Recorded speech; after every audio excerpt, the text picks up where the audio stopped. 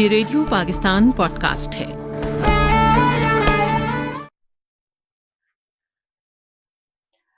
अस्सलाम वालेकुम। रेडियो पाकिस्तान की पॉडकास्ट में आपको खुशामदीद कहते हैं। आज भी एक ऐसा पॉडकास्ट हम आपके लिए लेकर आए हैं जिसमें अवाम का बराह रास्त ताल्लुक बनता है। जी हाँ जनाब, पाकिस्तान पॉवर्टी एलिविएशन फंड, इसके चीफ एग्जीक्यूटिव ऑफिसर नादिर गुल बाड़ीच हमारे साथ मौजूद हैं। इनको खुशामदीद कहते हैं। अस्सलाम वालेकुम। वालेकुम सलाम जी, बहुत शुक्रिया सबसे आपका। पहले तो बहुत बहुत शुक्रिया, रमजानुल मुबारक के इस बाबरकत महीने में आपने वक्त निकाला और हमारी ऑडियंस के साथ जो है वो कुछ हम आज गुफ्तगू करने जा रहे हैं जो पाकिस्तान तखफीफ गुर्बत फंड है उसके हवाले से। और आपको ये भी साथ साथ बताते चलें कि पीपीएफ को हालिया नादिर गुल साहब की ही कहना चाहिए कि लीडरशिप के अंदर यूके एनर्जी वर्कफोर्स का एक अवार्ड मिला है और ये रिन्यूएबल एनर्जी पे ये अवार्ड दिया गया है। और मौसमियाती तब्दीली के जो असरात मुरतब हो रहे हैं उसके अंदर पाकिस्तान में किस तरीके से काम किया ये अवार्ड इस हवाले से। अब ये एक बहुत मेरा ख्याल है कि एक ऐसी बात है कि जो हम सबको बड़ा मोटिवेट करती है कि पाकिस्तान का किरदार बैनुल अक़वामी सतह पर सराहा जा रहा है और उसमें पीपीएफ की कंट्रीब्यूशन क्या है आज हम खुसूसी तौर पर इस पॉडकास्ट में उस हवाले से भी बात करेंगे। लेकिन पहले अपने समझने और आपके समझने के लिए नादिर साहब आपसे जो मैं पहला सवाल पूछना चाहूंगी कि ये पाकिस्तान का जो तखफीफ गुर्बत फंड है ये है क्या, इसके जो चीदा ऑब्जेक्टिव्स हैं वो हमें बता दें। जी बहुत शुक्रिया आपका जी। पाकिस्तान पॉवर्टी एलिवेशन फंड सन 2000 में हुकूमत पाकिस्तान ने कायम किया एज ऑटोनोमस बॉडी और ऑब्जेक्टिव ये था कि कम्युनिटी लेवल पे कम्युनिटी ड्रिवन डेवलपमेंट को फ़रोग़ दिया जा सके और उसमें थ्रू कम्युनिटी इन्वॉल्वमेंट इसके साथ साथ माइक्रो फाइनेंस का सेक्टर डेवलप किया जा सके और जो इंफ्रास्ट्रक्चर की नीड्स हैं उसको एड्रेस किया जा सके। जो सस्टेनेबल गोल्स हैं जो कि अभी इंट्रोड्यूस हुए हैं तो उसमें अभी हम कंट्रीब्यूट कर रहे हैं। पीपीएफ ने पिछले ऑलमोस्ट 2+ डेकेड जो हैं, जो 2.5 डेकेड ऑलमोस्ट है, इसमें हमने हुकूमत पाकिस्तान और मुख्तलिफ डोनर एजेंसीज की मामलत से एक तो हमने कम्युनिटी लेवल के ऊपर हमने 137 के करीब नॉन गवर्नमेंट ऑर्गेनाइजेशन हैं पाकिस्तान के अंदर जिनको हमने स्ट्रेंथन किया।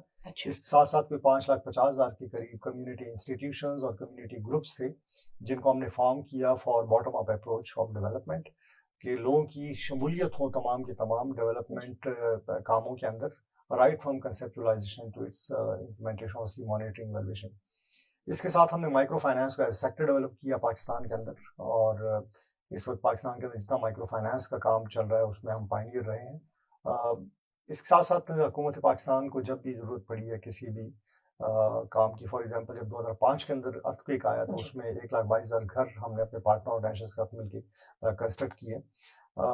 जहाँ जहाँ कोई कैटास्ट्रोफी आती है उसमें हमने अपनी कंट्रीब्यूशन दी है, चाहे वो 2005 का अर्थक्वेक हो, 2010 का फ्लड हो, उसके बाद पॉकेट्स के अंदर कभी कहीं पे कॉलरा इरप्ट हो गया, कहीं पे अर्थक्वेक आ गया, फ्लड आ गया। 2022 का फ्लड था, फिर 2023 का भी इस वक्त जो दरिया सतलज के अंदर फ्लड आया था, तो उसमें हमने हमेशा अपनी कंट्रीब्यूशन दी है। हुकूमत पाकिस्तान के जो एफर्ट है उसमें रिलीफ, अर्ली रिकवरी और रिहेबिलिटेशन हमने अपनी कंट्रीब्यूशन दी है। ठीक। अच्छा, अभी आपने क्योंकि कहा 137 एनजीओज जो हैं उनको आपने स्ट्रेंथन किया, किस सेक्टर की एनजीओज इसमें ज्यादा इन्वॉल्व रही जिनके ऊपर आपने काम किया? ये ओवरऑल जी कम्युनिटी डेवलपमेंट के अंदर जिन ऑर्गेनाइजेशंस ने काम किया, जैसे मैंने आपको बताया कि माइक्रो फाइनेंस एक सेक्टर था। इंफ्रास्ट्रक्चर डेवलपमेंट के अंदर कोई 39,000 के करीब इंफ्रास्ट्रक्चर प्रोजेक्ट हैं जो कि हमने अपनी एनजीओज के जरिए हमने इम्प्लीमेंट करवाया। और जो सबसे बड़ी ब्यूटी है इसकी वो ये है कि 39,000 इंफ्रास्ट्रक्चर उस जो कि 10 बिलियन रुपीस से ज़्यादा उस पर इन्वेस्टमेंट आई है, लेकिन उसकी जो ऑपरेशन मेंटेनेंस है वो कम्युनिटीज़ खुद कर रही हैं। तो मेजर ऑब्जेक्टिव यही था पीपीएफ स्टैब्लिश करने का कि जो हुकूमत के ऊपर बर्डन है तमाम के तमाम डेवलपमेंट प्रोजेक्ट की ऑपरेशन मेंटेनेंस का, वो ट्रांसफर किए जा सके कम्युनिटीज़ को, उनकी ओनरशिप हो, वो उसको ओन करें, कॉस्ट इफेक्टिव हो और उसकी ऑपरेशन मेंटेनेंस कम्युनिटी करें। तो 39,000 प्रोजेक्ट जिसके अंदर वाटर के प्रोजेक्ट्स हैं, रिन्यूएबल एनर्जी के हैं, सैनिटेशन के हैं, रूरल रोड्स हैं, इनकी जो ओनरशिप है वो कम्युनिटी की है, इसकी ऑपरेशन मेंटेनेंस है वो कम्युनिटी करती है। बिल्कुल ठीक। अच्छा, हम अपने सामीन को ये भी जरा बता दें कि आगे आने वाले जो दिन हैं मार्च के हवाले से, खुसूसी तौर पर जंगलात का कटाव के हवाले से, उससे किस तरह से उसे रोकना है, उसकी रोकथाम क्या करनी है। 21 मार्च को वो दिन मनाया जा रहा है, फिर आगे पानी का आलमी दिन जो है वो 22 मार्च को मनाया जा रहा है। तो आप बताएं कि गुर्बत का इन चीजों के साथ ताल्लुक है पाकिस्तान में? देखिए जी, हमारी एग्रो पेस्टल इकोनॉमी है। हमारे मुल्क की 65-70% आबादी ऐसी है कि जिसका दारोमदार एग्रीकल्चर लाइव स्टॉक के ऊपर है। बिल्कुल। और एग्रीकल्चर लाइव स्टॉक, लाजिम बात है, पानी के बगैर मुमकिन ही नहीं है, बल्कि पानी के बगैर ज़िंदगी का तस्वुर भी नामुमकिन है। तो ये बड़ा स्ट्रॉन्ग लिंक है पॉवर्टी का और जो नेचुरल रिसोर्सेज है हमारे, जिसके अंदर फॉरेस्ट है, वाटर है। अगर आप पाकिस्तान के अंदर देख लें तो स्टिल जो पीने का साफ पानी है वो लेस देन 40% पॉपुलेशन को अवेलेबल है। और इसमें 2-3 एस्पेक्ट्स हैं। खाली ड्रिंकिंग वाटर सैनिटेशन को अगर हम लेके चले, एक रूरल एरियाज के अंदर हमारी मैक्सिमम जो पानी की रिस्पॉन्सिबिलिटी है वो खवातीन और बच्चों की होती है, तो मीलों मीलों दूर जाके उनको पानी लाना पड़ता है। उनका जो टाइम कंज्यूम होता है उसके अंदर, जो कि कहीं प्रोडक्टिव साइड पे आप यूज़ कर सकते हैं। उसके साथ साथ जो पीने के साफ पानी का और सैनिटेशन हाइजीन फैसिलिटीज़ का ना होना, उससे आपको 22 बीमारियाँ हैं जिसका डायरेक्ट ताल्लुक वाटर बॉर्न डिजीज के साथ है। मेल न्यूट्रिशन के इशूज़ हैं जो कि वाटर से लिंक है उसका। तो हमने पॉवर्टी ग्रेजुएशन पे काम किया, 2 लाख खानदानों को हमने, जैसे हमारा बेस इनकम सपोर्ट प्रोग्राम दुनिया का एक रेनाउंड प्रोग्राम है जिसमें सोशल प्रोटेक्शन हम देते हैं, तो हमने कोई 2 लाख घरानों को गुर्बत के चंगल से निकाला, उनको ग्रेजुएट किया। लेकिन घर में एक बीमारी आती है, दोबारा वो जीरो सम गेम हो जाती है कि जो भी असेट्स हैं उनके वो असेटलेस हो जाते हैं। तो एक तो ये है कि availability of clean drinking water जो है ये डायरेक्ट इसका लिंक है पॉवर्टी के साथ। अगर पीने का साफ पानी नहीं होगा, बीमारियां बढ़ेंगी, और पानी को एक्सेस नहीं होगा तो खवातीन का टाइम उसके ऊपर लगेगा, दूर दराज इलाकों से जाके वो लेकर आएंगी। एक किस्म का एक्स्ट्रा लेबर बर्डन है जो कि खवातीन और बच्चों के ऊपर है। दूसरा, क्लाइमेट चेंज के असरात। आपको पता है कि पाकिस्तान जो है, हमारी कंट्रीब्यूशन ऑल्दो नेग्लिजिबल है ग्लोबल वार्मिंग के अंदर और जो कार्बन एमिशन है, लेकिन पाकिस्तान इस वक्त वर्स्ट अफेक्टेड है टू क्लाइमेट इंड्यूस्ड डिजास्टर्स जो हैं। अब उसमें हमारा नंबर पहले 8 आ रहा था, अब सुना कि 5th नंबर पे हम आ गए। कंट्रीब्यूशन हमारी 0% है, लेकिन यह है कि जो हमारी इफेक्ट है उसके, वो दुनिया के 5 ममालिक या 8 ममालिक इसके बीच में वो फिगर चल रही है कि हम अफेक्टेड हैं। तो जब एक फ्लड आता है तो हमने देखा कि लोगों के घर बह जाते हैं, उनका एग्रीकल्चर लाइफ स्टॉक बह जाता है, तो दोबारा वो जीरो सम गेम होती है, दोबारा माशी हालत तबाह हो जाते हैं लोग। तो गुर्बत और नेचुरल रिसोर्सेज में बड़ा स्ट्रॉन्ग ताल्लुक है, और खास तौर पे जैसे हमारी एग्रोपेस्टल इकोनॉमी है कि हमारी डिपेंडेंसी नेचुरल रिसोर्सेज के ऊपर है, तो इसको तो बड़ा स्ट्रॉन्ग लिंक है। और मैं समझता हूँ कि इस वक्त जो सूरत हाल है दुनिया के अंदर, जो ग्लोबल वार्मिंग है, जो क्लाइमेट चेंज के असरात हैं, इसके लिए हमें मजीद रेडी होना पड़ेगा और हमें ऐसे इकदाम लेने पड़ेंगे कि हम एक डिजास्टर रेजिलियंस मुल्क बन जाए, हम फ्लड रेजिलियंट मुल्क बन जाए, ताकि हम आने वाले जो हमारे आने वाले दिनों में जो इसके असरात हैं, बारिशों का ज़्यादा होना, ग्लेशियर का मेल्ट होना, सैलाब का आना, और ड्राउट का, ये एक और फिनोमिना है, लानिना फिनोमिना, जिसको हम कहते हैं कि 23 साल के बाद ड्राउट का एक साइकिल चलता है। और क्योंकि हमारा मुल्क अल्लाह पाक ने हर किस्म के लैंडस्केप से हमें नवाजा हुआ है, तो एक साइड पे हमारे पास फ्लड आ रहा होता है, दूसरी साइड पे हमारे पास सीवियर ड्राउट होता है। ये सारे वही क्लाइमेट के असरात हैं जिससे बचने के लिए। बलूचिस्तान हिट होता है, इसके अंदर आपका जो थर का इलाका है वो बहुत रेस होता है, तो ग्राउंड वाटर की डिप्लीशन एक और इशू है इसके अंदर। तो डायरेक्ट लिंक है क्लाइमेट चेंज का और डिजास्टर का पॉवर्टी के साथ। ठीक है, अभी नादिर साहब आप जिक्र कर रहे थे कि जो ऐसे इलाके के जहाँ पे रिसोर्सेज की कमी है, पीने के साफ पानी के हवाले से भी PPAF ने बड़ा काम किया है। मुझे ये बताएं, मेट्रोपॉलिटन सिटीज में भी तो अब ये मसला बड़ा संगीन सूरत हाल इख्तियार कर गया है। ज़ेरे ज़मीन पानी नहीं है, लोग बोरिंग करते हैं, अब वो पानी की हमें सेहत का भी नहीं पता होता कि वो हमारे लिए ठीक है नहीं है, लेकिन जाहिर है कि इंसान ने पानी के बगैर तो गुजारा हो नहीं सकता, तो ये लामहला हमें चीजें चाहिए भी। तो कुछ मेट्रोपॉलिटन सिटीज को भी फोकस किया इस प्रोग्राम के अंदर, जहां आपने जो साफ पीने का पानी है उसके हवाले से देखा जाए तो? देखिए, एक तो हमारे यहाँ पे गवर्नेंस और मैनेजमेंट के इश्यूज हैं, और खासतौर पर मेट्रोपॉलिटन जहाँ पे रिसोर्सेज की अवेलेबिलिटी होती है, वहाँ पे ज्यादातर जो इंतजाम और इंसराम है बेसिकली, उसको देखने की जरूरत है कि किस तरीके से। अब देखें, वाटर डेफिशिएंट एरियाज हैं हमारे पास, ग्राउंड वाटर डिप्लीट हो रहा है, बलूचिस्तान के एरियाज हैं, सिंध के अंदर है, पंजाब के अंदर कुछ बेल्ट है जहाँ पे वाटर डेफिशिएंसी है। लेकिन शहरों के अंदर तो मेरे ख्याल ये कि थोड़ा सा गुड गवर्नेंस और इम्प्रूव मैनेजमेंट के साथ हम चीज़ों को इम्प्रूव कर सकते हैं। लेकिन ये है कि अब आप देखिए कि उन शहरों के अंदर वाटर टैंकरिंग से पानी अवेलेबल होता है, लेकिन आपके मेन सोर्स से अवेलेबल नहीं। तो मेरे ख्याल है कि there is something wrong in governance and management of those issues. PPF ने यकीनन जो पेरी अर्बन एरियाज हैं उन शहरों के अंदर, वहाँ पे हमने काम किया, वो मोस्टली पुअर लोग हैं, जो कच्ची आबादी है हमारी बेसिकली, हर शहर अफोर्ड भी नहीं कर सकती हैं। तो एक तो ये है कि अवेलेबिलिटी ऑफ वाटर एक इशू है, उसके बाद हेल्दी और साफ पीने का पानी एक अलग इशू है। उसमें यह है कि बाज़ औक़ात नलका भी है, पानी भी आ रहा है, लेकिन वो सेफ नहीं है फॉर ड्रिंकिंग बिल्कुल। वाटर। तो उसमें ये है कि लोगों को सबसे पहले तो ये कि लोगों को भी एक फ़र्ज़ बनता है कि वो भी इस हवाले से अवेयरनेस लें कि जी पानी को, जहाँ पे पानी कंटामिनेटेड है उसको बॉयल करके ठंडा करके उसको बिल्कुल। इस्तेमाल करें। हाइजीन प्रैक्टिसेस अपनी इम्प्रूव करें, जो सॉलिड वेस्ट है उसको प्रॉपर मैनेज करें, क्योंकि जो आपका वाटर बॉर्न डिजीज है वो सारा का सारा लिंक है आपका सैनिटेशन, हाइजीन और वाटर की अवेलेबिलिटी और ये कूड़ा जो है। तो इसके साथ ही जो है ना वो मक्खियाँ मच्छर भी पैदा होते हैं, जिससे बीमारियाँ पैदा होती हैं। तो एक तरफ तो ये है कि हमें प्रिवेंटिव साइड पे हमारी जो कम्युनिटीज़ हैं उसमें अवेयरनेस रेजिंग की जरूरत है। जैसे मैंने आपको बताया कि 5,50,000 करीब इंस्टीट्यूशन हमने कम्युनिटीज़ के अंदर फॉर्म किए हैं, और उनका काम यही है कि वो खुद भी अवेयर हों और अपनी कम्युनिटीज़ को भी अवेयरनेस है। एजुकेट कर रहे हैं। और उसके बाद ये है कि जो सर्विस डिलीवरी है उसको इम्प्रूव करने की जरूरत है, ओवरऑल अर्बन एरियाज़ के अंदर भी और रूरल एरियाज़ के अंदर भी। बिल्कुल ठीक। अच्छा, क्योंकि हम मौसमियाती तब्दीली के हवाले से भी बात अभी कर रहे थे आप, तो पीपीएफ ने इस कॉन्टेक्स्ट में क्या काम किया है? देखिए, क्लाइमेट चेंज के असरात को कम करने के लिए एक तो ये कि जो इंफ्रास्ट्रक्चर की मैंने बात की है उसमें कोई 10,000 करीब ड्रिंकिंग वाटर सप्लाईज और सैनिटेशन के प्रोजेक्ट्स हैं जिसमें हमने काम किया है। ठीक है। कोई 6,000 के करीब ऐसे प्रोजेक्ट हैं जो कि डायरेक्ट उनका लिंक ही ड्राउट मिटिगेशन प्रोजेक्ट से है, या फ्लड प्रोटेक्शन वॉल्स हैं कि जो अगर ड्राउट आता है या सैलाब आता है तो उससे उन कम्युनिटीज़ को बचाया जा सके। तो इसमें 5,000 से ज़्यादा प्रोजेक्ट हमने कम्युनिटी के साथ मिलकर इसके ऊपर काम किया। और इसके अलावा क्लाइमेट चेंज के असरात को कम करने के लिए हमने रिन्यूएबल एनर्जी पे काम किया है, जिसमें हमने कोई 300 के से ज़्यादा प्रोजेक्ट पे काम किया है, और 11 मेगावाट इलेक्ट्रिसिटी हमने प्रोड्यूस की है, जिसके अंदर सोलर एनर्जी है, उसके अंदर हाइडल पावर है, उसके अंदर जो आपका विंड एनर्जी है, बायोगैस एनर्जी है। इनके हमने मुख्तलिफ प्रोजेक्ट्स पे काम किया, और अभी पीपीएफ को रिसेंटली जो यूके का एक अवार्ड है वर्क फोर्स अवार्ड 2024, वो पीपीएफ को उन्होंने रिन्यूएबल एनर्जी में कंट्रीब्यूशन के हवाले से दिया। तो ये बेसिकली जो क्लाइमेट चेंज है उसके हवाले से हमारी कंट्रीब्यूशन है। फिर क्लाइमेट चेंज एडेप्टेशन के हवाले से हमने केपी और बलूचिस्तान के अंदर जो लो डेल्टा क्रॉप्स हैं उसको हम प्रमोट कर रहे हैं, कि जहाँ वाटर डेफिशिएंट है वहाँ पे आप फॉर एग्जांपल अब बलूचिस्तान के हॉर्टिकल्चर बेल्ट है, वहाँ पे सेब को बड़ा प्रमोट किया गया, अनियन को प्रमोट किया गया।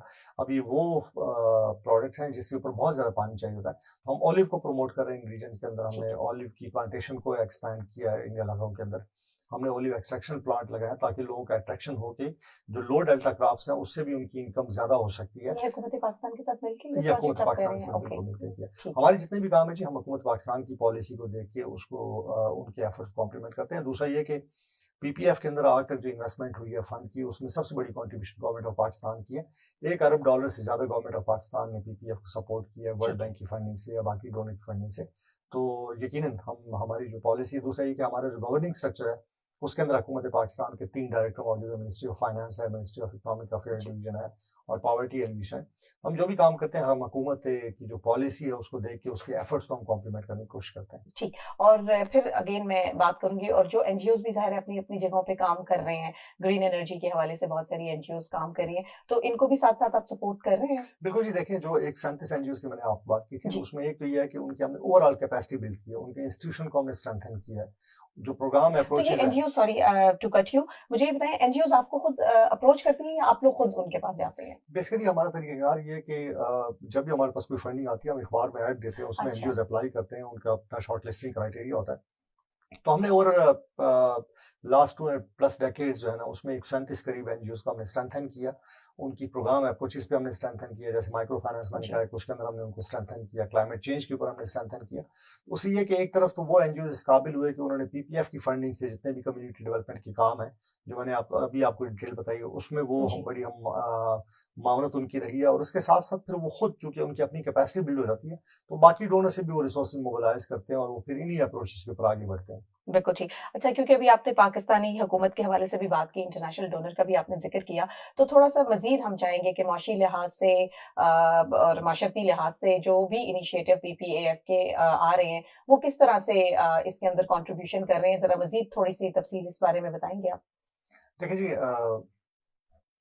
जैसे मैंने आपको पहले कहा कि हुकूमत पाकिस्तान की जो प्रायोरिटीज़ होती हैं, हुकूमत पाकिस्तान का विजन 2025 था, इसके साथ साथ इस वक्त सस्टेनेबल डेवलपमेंट गोल्स चल रहे हैं, हम्म, तो पीपीएफ भी अपने प्रोग्राम्स को उनके साथ अलाइन करता है। ठीक है। एक तो और आपने माइक्रो फाइनेंस का बता दिया, मौसमियाती तब्दीली के और क्लीन ड्रिंकिंग वाटर के हवाले से बता दिया, इसके अलावा रेन्यूएबल बताइएगा। एनर्जी का मैंने आपको बता दिया, जी। रेन्यूएबल एनर्जी पे हमने काम किया, हमने डिजास्टर रेजिलियंस के ऊपर, डिजास्टर मिटिगेशन के ऊपर, डिजास्टर मैनेजमेंट के ऊपर हमने काम किया कम्युनिटी के साथ मिलकर।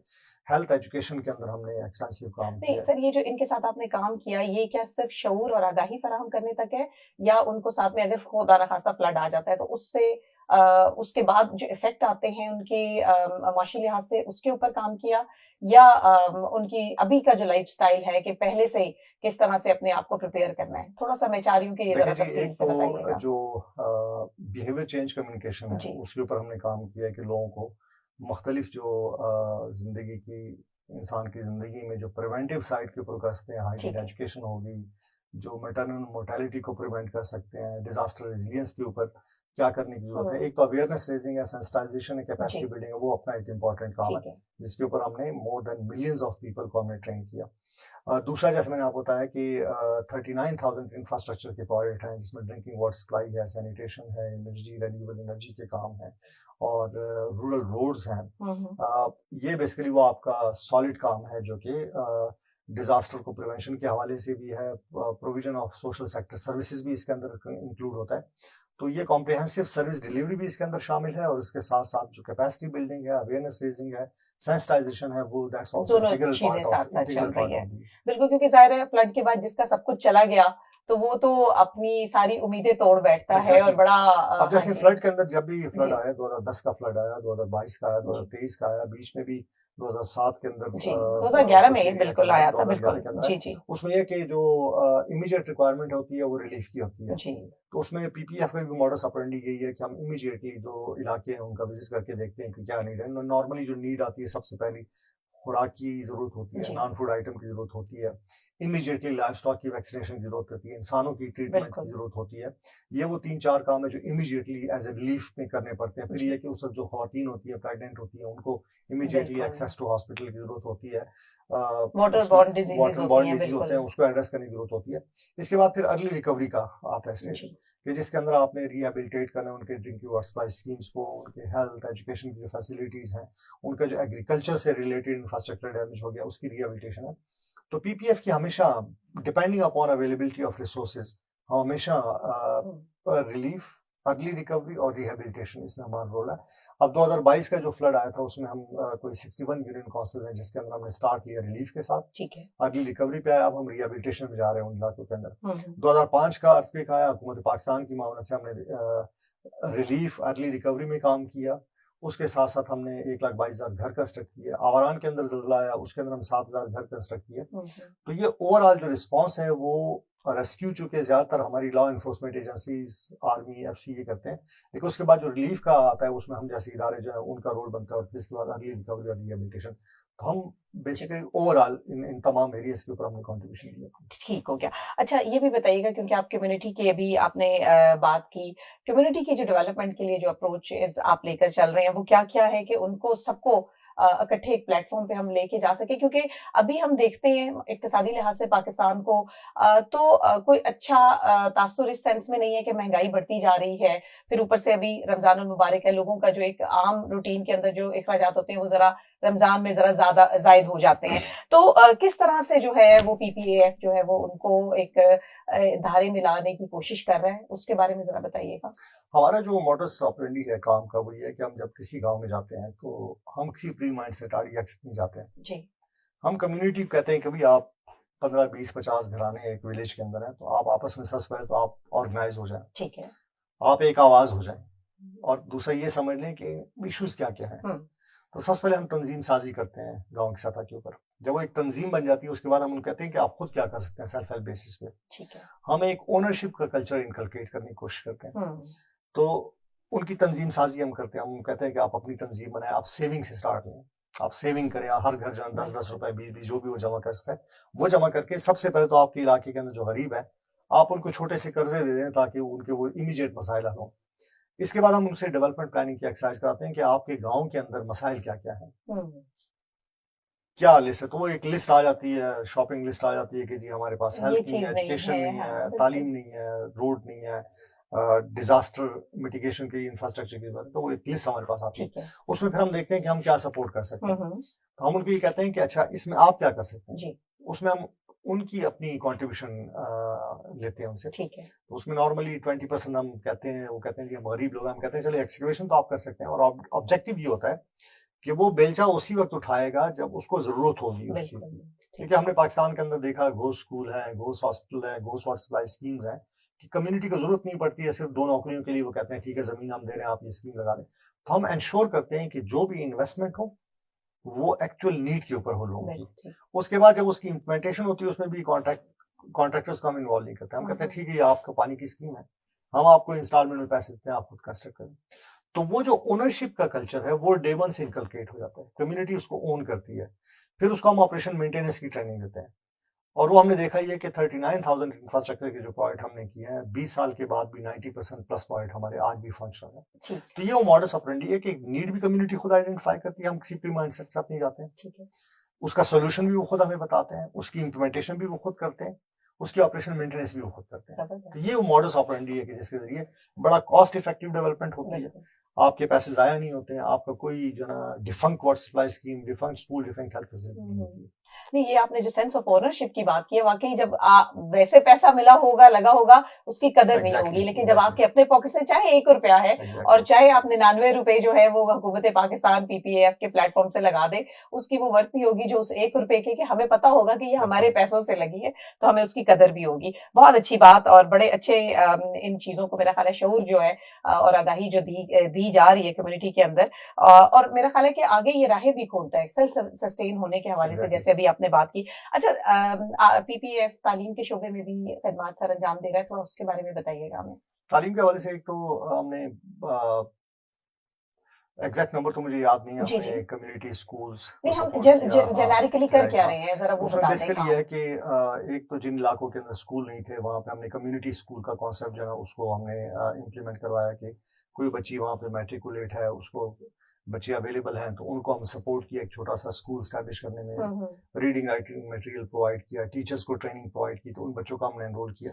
दूसरा, जिन जिन इलाकों के अंदर गवर्नमेंट के स्कूल हैं, अब जैसे अभी भी ये फ्लड के अंदर जो अफेक्टेड है उसमें हम रिहेबिलिटेट करने जा रहे हैं स्कूलों को, तो उनका जो मिसिंग फैसिलिटीज़ हैं उसको हम स्ट्रेंथन कर रहे हैं, उसके अंदर बच्चों को रीडिंग राइटिंग मटेरियल की ज़रूरत है।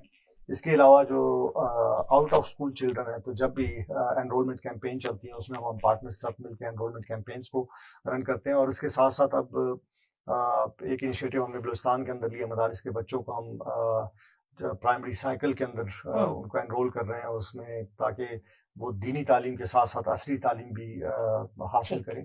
वो एक और इनिशिएटिव है जिसमें हम 13,000 बच्चों को करीब जो है उनको हमने एनरोल किया है दीनी तालीम के साथ साथ असली तालीम के ऊपर भी, और फिर उन बच्चों को टेक्निकल वोकेशनल स्किल भी हम प्रोवाइड करें।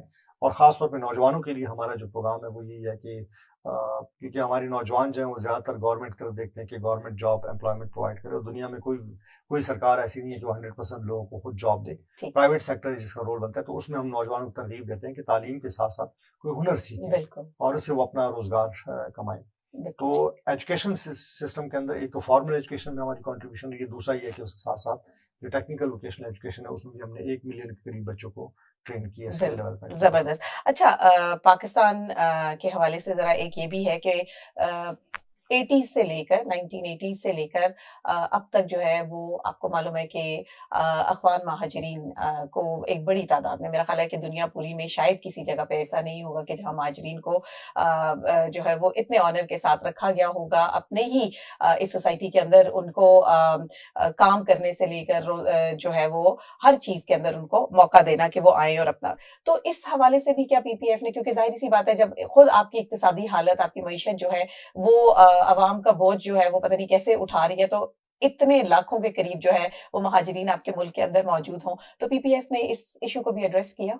इसमें जी देखें, एक तो मैं यकीन आपकी बात से इत्तेफाक करता हूँ कि हुकूमत पाकिस्तान और पाकिस्तान के जो अवाम है इन्होंने बहुत बड़ी सपोर्ट दी है पिछले 40-45 साल से रशियन इन्वेजन के बाद। और उसमें यह है कि ऑलरेडी मीगर रिसोर्सेज थे हमारे सोशल सेक्टर सर्विसेज के, लेकिन यह है कि हमने शेयर किया तमाम हेल्थ फैसिलिटीज़, एजुकेशनल फैसिलिटीज़ इनके साथ।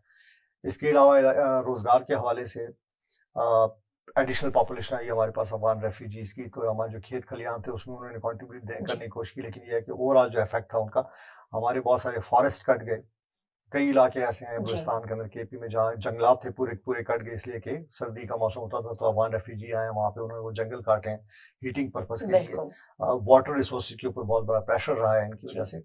पीपीएफ ने एक तो ये कि हमारी इंक्लूसिव अप्रोच होती है, हम जिस इलाके के अंदर जाते हैं उसमें 100% पॉपुलेशन होती है, उसको हम कवर करने की कोशिश करते हैं। जी हमने अफगान रेफ्यूजी सेग्रीगेटेड डाटा तो मेंटेन नहीं किया हुआ, लेकिन एक जो मॉडल जिसके ऊपर हमने काम किया, जो ग्रेजुएशन मॉडल की बात है, उसको यूएनएचसीआर ने बाय किया। अच्छा और पिछले 4 साल से हम अफगान रेफ्यूजीज को ग्रेजुएट करने की कोशिश कर रहे हैं, उसमें हम उनको असेट्स प्रोवाइड कर रहे हैं, उनको हम स्किल दे रहे हैं ताकि कल को वो वापस अगर अपने मुल्क में जाते हैं तो वो एक रिस्पेक्टेबल कारोबार अपना बिल्कुल चला सकें, वहाँ पे रोजगार अपना कमा सकें। तो इस साल भी 3,500 करीब फैमिलीज हैं रेफ्यूजीज, अफगान रेफ्यूजीज, हम्म, जिनको हम ये सपोर्ट इस साल भी एक्सटेंड कर रहे हैं। जबरदस्त। अच्छा, मैं 2 सवाल और ज़रूर आपसे पूछना चाहूँगी। एक तो ये कि जब दोबारा आते हैं उस इश्यू के ऊपर मौसमियाती तब्दीली के हवाले से, और आपने खुद ज़िक्र इस हवाले से किया कि पाकिस्तान इतना ज़्यादा इसमें मेरा ख़्याल है 0.1% जो है वो कंट्रीब्यूशन है पाकिस्तान की, सिर्फ़ ये मौसमियाती तब्दीली के जो असरात आ रहे हैं पूरी दुनिया में, और जिसमें सबसे बड़ा विक्टिम पाकिस्तान खुद है। तो डैमेज एंड लॉस फंड, क्योंकि COP 27 हुई, COP 28 हुई, पाकिस्तान ने वहाँ अच्छा खासा अपने केस को जो है वो दुनिया के सामने रखा। लेकिन ताहाल हम देखते हैं कि वहाँ पर कोई फिलहाल पाकिस्तान की सुनवाई नहीं है। मतलब जो इंटरनेशनली कम्युनिटी को एक रिस्पॉन्सिबिलिटी का मुजाहरा करना चाहता था, वो अभी तक फिलहाल नहीं हुई। तो कुछ क्या आप जैसा प्लेटफॉर्म जो इंटरनेशनल डोनर्स के साथ बड़ा एक अब ट्रस्ट बेस्ड एक काम कर रहा है, तो क्या आप लोगों ने भी कभी अपने प्लेटफॉर्म से इस चीज को उठाया इंटरनेशनल डोनर्स के सामने या इंटरनेशनल कम्युनिटी के सामने? जी बिल्कुल जी, हमने तो कोशिश यही की है कि जिस तरह हुकूमत पाकिस्तान केस लड़ती है, हम भी हुकूमत पाकिस्तान जी की मानवती करते हैं साल से। COP 28 मैंने भी अटेंड किया, जी और अनफॉर्चुनेटली आप हिस्ट्री में जाके देख लें, क्योटो प्रोटोकॉल से लेके जिसके ऊपर बहुत रेजिस्टेंस रही है डेवलप्ड ममालिक की तरफ से, और आज तक सिर्फ जो है ना लिप सर्विस हुई है। मैं समझता हूँ हम्म कि जो अफेक्ट हैं, जो ममालिक अफेक्ट हो रहे हैं इससे, और उनको कंपनसेट करने की बजाय मजीद जो है यही डेवलप्ड कंट्रीज है अपनी इंडस्ट्रियल बेस को स्ट्रॉन्ग कर रही है, जिससे ओजोन लेयर पे इफेक्ट हो रहा है, अब जी जो कार्बन एमिशन है वो इंक्रीज हो रहा है, लेकिन वो कंपनसेट नहीं करते हैं। कंपनसेशन का सिर्फ एक आजकल जो चल रहा है वो ये है कि जी कार्बन क्रेडिट आप ले लें, कि आप अपने मुल्क के जंगलात उनके हवाले कर दें और वो मजीद इंडस्ट्रियल डेवलपमेंट करें और आप कुछ पैसे दें। जो डैमेज लॉस फंड था उसमें बहुत सारी एक्सपेक्टेशन थी। पेरिस के अंदर भी जो जी कॉन्फ्रेंस हुई थी उसके अंदर भी बहुत सारे कुछ ममालिक ने कहा कि जी $1 बिलियन पर ईयर हम देंगे, लेकिन इनफैक्ट मटेरियलाइज नहीं हुआ हम्म कोई भी चीज़ ऐसी, बल्कि वही है कि रीप्रोग्रामिंग होगी। अब 2022 के अंदर जब पाकिस्तान के अंदर फ्लड आया तो यूएन के जनरल सेक्रेटरी आए, उन्होंने कहा कि $30 बिलियन के लॉसेस हुए हैं। और उसमें भी हमने देखा कि चूंकि हम भी इन्हीं डोनर्स के साथ काम करते हैं, कि बजाय नई प्लेजेस के उन्होंने जो ऑलरेडी फंडिंग चल रही थी उसको रीप्रोग्राम किया। तो मेरा ख्याल ये कि ये रिस्पॉन्सिबिलिटी बनती है इंटरनेशनल कम्युनिटीज़ की और खासतौर पर डेवलप्ड कंट्रीज़ की, कि जिन्होंने कंट्रीब्यूट किया बेसिकली ओजोन लेयर की डैमेज के ऊपर, जिसके ऊपर हम्म क्लाइमेट चेंज या साथ हम पे पड़ रहे हैं। तो उसको कंपनसेट करने की ज़रूरत है। एक तरफ नेचर कंपनसेट करने की ज़रूरत है कि मजीद जो क्लाइमेट चेंज अडेप्टेशन है उसके ऊपर जाया हम्म जाए, जो पुअर कम्युनिटीज़ हैं उनको सपोर्ट किया जाए, और ख़ास तौर पे जो वो ममालिक जैसे पाकिस्तान है या नाइजीरिया है और ममालिक हैं हम्म जो जो इसके असरात से अफेक्ट हुए हैं, तो डैमेज एंड लॉस फंड जो है उसको यकीनन स्ट्रेंथन करने की ज़रूरत है और इन ममालिक को सपोर्ट करने की ज़रूरत है। कि एक तरफ तो जो ऑलरेडी लॉसेज हो चुके हैं हमारे, अब $30 बिलियन की लॉसेज तो यूएन सेक्रेटरी जनरल ने पहले कहा, बाद में वो फिगर कम होते $20 बिलियन तक आ गई, तो स्टिल $20 बिलियन एक बहुत बड़ी अमाउंट है। बिल्कुल हम ऑलरेडी हमारे जितना भी जीडीपी हम डेट सर्विसिंग के अंदर दे रहे हैं, जी ऑलरेडी हमारी कंडीशन बहुत बुरी है।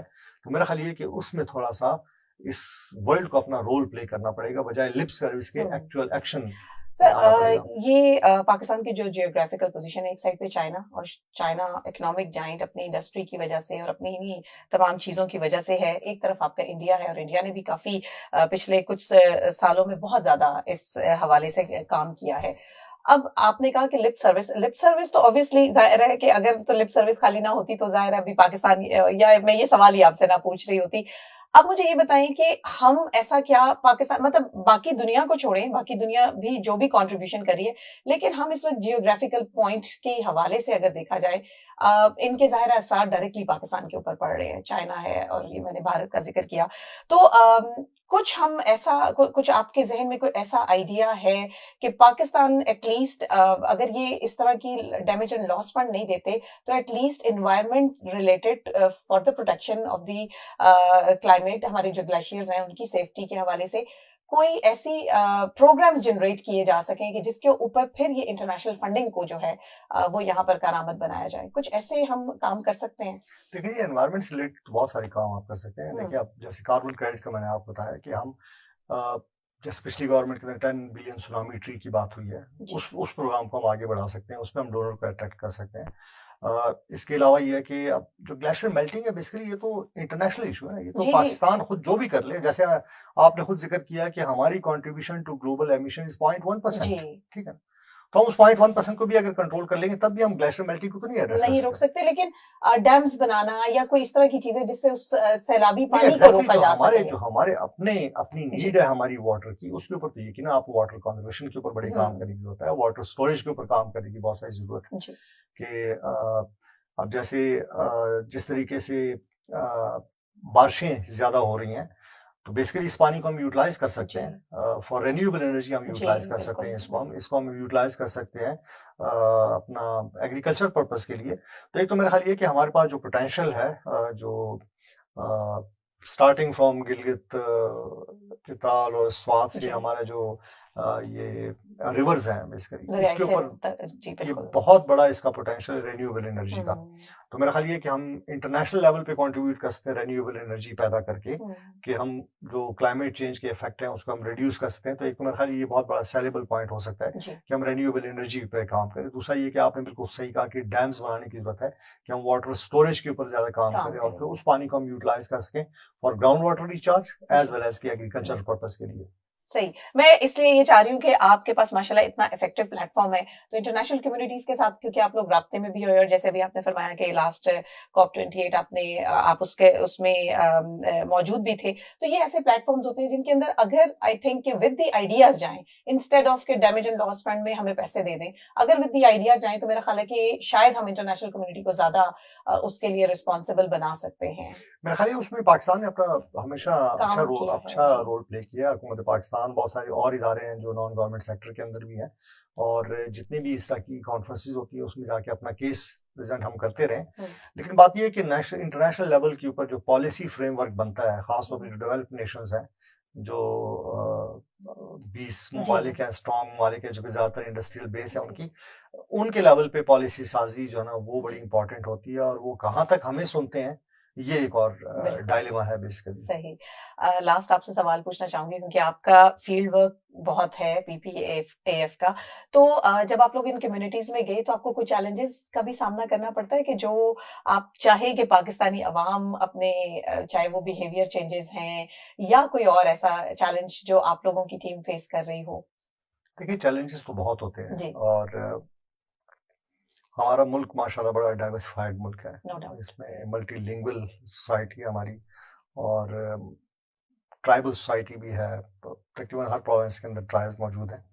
तो यकीनन चैलेंजेस होते हैं। सबसे पहले तो सोशल कोहेजन होता है, उसके अंदर होता है कि जी जो आपस में हमारी ज़ात है, बिरादरी है और ट्राइब्स हैं, उसके डिफरेंसेस होते हैं। तो एक वो हम कोशिश करते हैं कि उनको इकट्ठा बिठाएं कि ठीक है, आपके जो डिफरेंसेस हैं, ट्राइबल हैं या दूसरे हैं, तो उसको आप बाद में देखें, लेकिन पहले तो आप मिल के ज़रा अपने इश्यूज को एड्रेस करें। तो एक तो वो सोशल कोहेजन क्रिएट करने के लिए इनिशियल स्टेज के ऊपर कुछ जगहों पर रेजिस्टेंस आती है। अच्छा फिर यह है कि जो प्रैक्टिसेस होती हैं, फॉर एग्जांपल जब हम जाते हैं कि बिहेवियर चेंज के हवाले से कि जी आप पानी साफ पिए, हाइजीन कंडीशंस को अपनी इम्प्रूव करें। अब एक ज़माना था कि जब आप लोगों को तबलीग करते थे कि जी आप घरों के अंदर लैट्रीन बनाएं, तो उस पर बड़ी रेजिस्टेंस होती थी, लेकिन over a period of time वो चीज़ें एक्सेप्टेबल होना शुरू हो गई। तो उस किस्म के चैलेंजेस आते हैं। फिर यह है कि कुछ जगहों पे ये है कि वो रिसीविंग मेंटालिटी जो डेवलप हो जाती है कि जहाँ पे ज़्यादातर लोग जाके सिर्फ जो ना वो चीज़ें डिस्ट्रीब्यूट कर रहे होते हैं, वहाँ पे जब उनको ओनरशिप का कल्चर इनकलकेट करते हैं तो वो कहते हैं जी फलां तो आए थे, उन्होंने तो हमें वैसे ही ये स्कीम लगा के दे दी, आप शेयर मांगते हैं। उस पर थोड़ा बहुत रेजिस्टेंस होती है, लेकिन जब एक लॉन्ग टर्म एसोसिएशन के साथ होती है तो वो इशू एड्रेस होते हैं। और मेरा ख्याल ये है कि हमारे लोग बड़े रेजिलियंट लोग हैं, और हर किस्म का जो चाहे वो नेचुरल डिज़ास्टर हो, वो मैन मेड डिज़ास्टर हो, हमारे लोगों ने उसको रेजिस्ट किया है, उसको एब्जॉर्ब किया है और उसमें अपनी ज़िंदगी गुजारी है। हमने पिछले 40 साल के अंदर देखा है कि हम एक वार जोन के अंदर रहते रहे हैं, तो उसके जो असरात रहे हैं उसमें भी हमारी कम्युनिटीज़ बड़ी रेजिलियंट रही हैं। चैलेंजेस यकीनन होते हैं, लेकिन ओवरऑल मैं समझता हूँ कि पाकिस्तानी कौम बहुत बहादुर कौम है और बहुत एक दूसरे के लिए इनके दिलों में प्यार भी बहुत है। आप देख लें कि जब भी कोविड का टाइम जब आया तो उस तरीके से इफेक्ट नहीं आया कि लोग भूखे मरे। हालांकि घरों में थे, कारोबार लोगों के बहुत सारे बंद होते थे, तो जो लोकल लोग हैं हमारे, जो चैरिटी है बेसिकली, वो जो एक जज्बा है लोगों का, वो आप देख लें अब उसने 2005 बचाया के उनको। ज़लज़ले में भी एग्जैक्टली एक बड़ी एग्जैक्टली इसने ये मिसाल तो बनाई लोग थी। हमारे जो ना वो बड़े उनके अंदर वो इसार मौजूद है। आपने हम्म, अफगान रेफ्यूजीज की बात की, मैं समझता हूँ कि अफगान रेफ्यूजीज के साथ साथ जब हमारे अपने मुल्क के अंदर मसाइल आए तो लोगों ने बढ़ चढ़ के अपने लोगों की मदद की है। बिल्कुल तो बिल्कुल। ये हमारी पाकिस्तानी कौम की एक खासियत है कि रेजिलियंट भी हैं, हमदर्द भी हैं, एक दूसरे का एहसास भी रखते हैं। तो वो ठीक है, वो चैलेंजेस तो घरों पे भी आते हैं, सही। लेकिन मेरा ख्याल ये है कि वो चैलेंजेस ऐसे नहीं है कि हम काम ना कर सकें इलाकों के अंदर। हमने पाकिस्तान के हर इलाके में काम किया, 147 इलाके के अंदर हमने कंट्रीब्यूशन दी है। और इवन वॉर ऑन टेरर के दौरान जहाँ पे बहुत सारे इलाके नो गो एरिया थे, वहाँ पे भी हमारी तंजीमें जो है काम करती रही हैं और कम्युनिटीज हमेशा हमें वेलकम कहा। वेलकम कहा। नाज़िर साहब, लास्ट में मैं चाहूंगी कि कोई पैगाम हमारे सुनने वालों को और देखने वालों को आप देना चाहेंगे। बस मैं यही कहूँगा जी कि हमारे इस मुल्क का खुदा को अल्लाह पाक ने हर किस्म की नेमत से नवाजा है, तो हमें थोड़ा सा जो है ना अपना एक इस मुल्क को ओन करने की ज़रूरत है, जो कि हम कर रहे हैं यकीनन। और थोड़ा सा हमें अपनी गवर्नेंस को इम्प्रूव करने की ज़रूरत है। और आम जो लोग हैं उनसे मैं यही गुजारिश करूँगा कि इस मुल्क के जो भी वसाइल हैं उनको आप ओन करें और उनको जुडिशियस यूज़ को इंश्योर करें। साथ जो हमारी जो सर्विसेज होती हैं, जो गवर्नमेंट एक्सटेंड करती है, उनको डिफंड करने के बजाय उनको फंक्शनल रखें। बहुत बहुत शुक्रिया नादिर गुल बरेट साहब, आप यहाँ तशरीफ लाए। और सामीन, ये Pakistan poverty alleviation fund, Pakistan का जो तखफीफ गुर्बत फंड है, उनके सीईओ, उनकी गुफ्तगू आप सुन रहे थे। बहुत ही कलील अभी अरसा हुआ है इन्हें सीईओ का ओहदा संभाले हुए, और उस दौरान में क्या क्या इन्होंने काम किए हैं वो हमारी कोशिश थी कि आज के इस इंटरव्यू में जरा तफसील से आप तक पहुंचाया जाए। इंशाल्लाह आगे भी किसी प्रोग्राम में, किसी पॉडकास्ट में हम इनको जरूर दोबारा से दावत देंगे कि वो आए। और आप लोग भी अगर कोई समझते हैं कि आपकी कम्युनिटी के हवाले से पीपीएफ को किरदार अदा कर सकता है, तो हमें जरूर कमेंट्स में मेंशन कीजिएगा। हम पीपीएफ की टीम को आपकी राय से जरूर आगाह करेंगे। सदफ रानी को दीजिएगा इस पॉडकास्ट से इजाजत। अपना बहुत सा ख्याल रखिएगा। अल्लाह हाफिज।